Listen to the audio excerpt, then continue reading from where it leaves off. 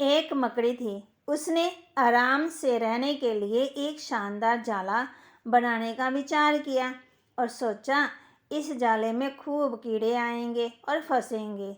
मैं उसे अपना भोजन बनाऊंगी और मज़े से रहूंगी।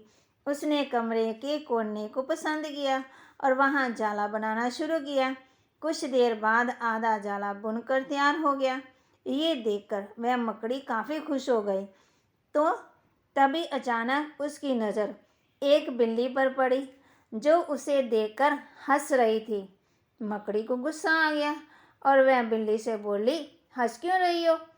हंसू नहीं तो क्या करूं? बिल्ली ने जवाब दिया, यहाँ मक्खियाँ नहीं आएंगी। ये जगह तो बिल्कुल साफ सुथरी है। यहाँ कौन आएगा तेरे जाल में? तो ये बात मकड़ी के गले से उतर गई। उसने अच्छी सलाह के लिए बिल्ली को धन्यवाद किया और जाला अधूरा छोड़कर दूसरी जगह तलाश करने लगी। उसने इधर उधर देखा तो उसे एक खिड़की नजर आई और फिर उसने जाला बुनना शुरू किया।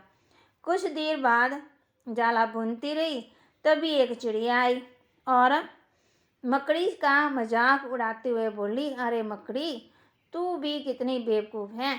वो सोचने लगी, इसमें कौन सी गलत बात हो गई।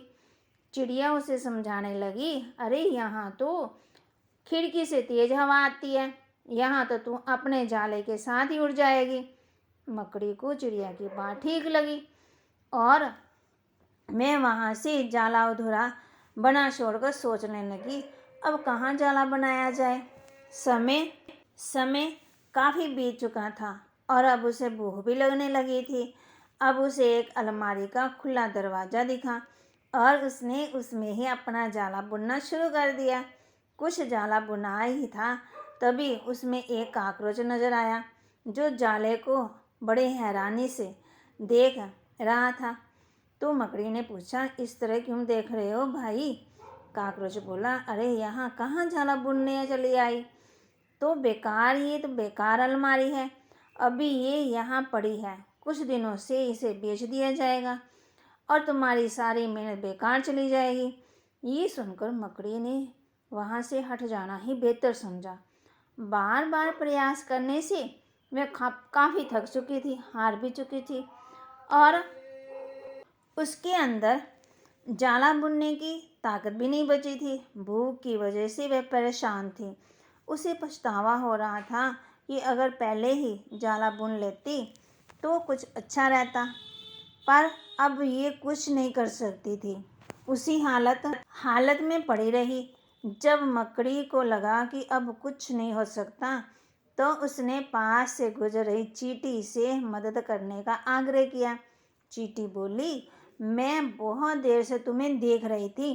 तुम बार बार अपना काम शुरू करती और दूसरों के कहने पर उसे अधूरा छोड़ देती, और जो लोग ऐसा करते हैं ना, उनकी यही हालत होती है।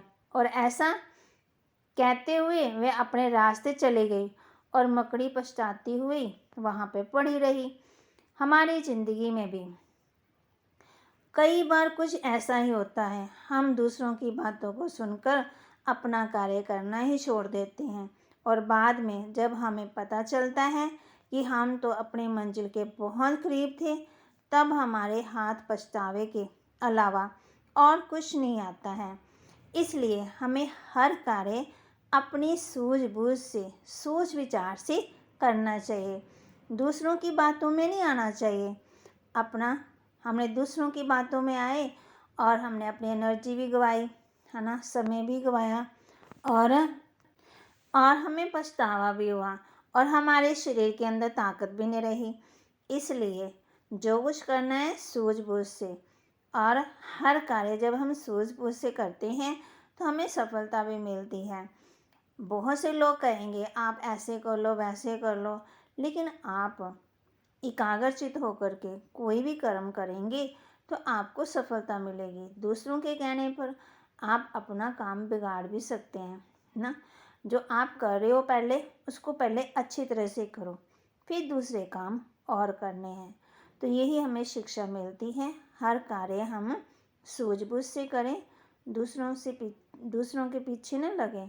जैसे मकड़ी लगी दूसरों के पीछे ना, कभी वो किसी के पीछे, कभी वो किसी के पीछे, कहने पे आ गई तो अपना ही नुकसान किया है ना।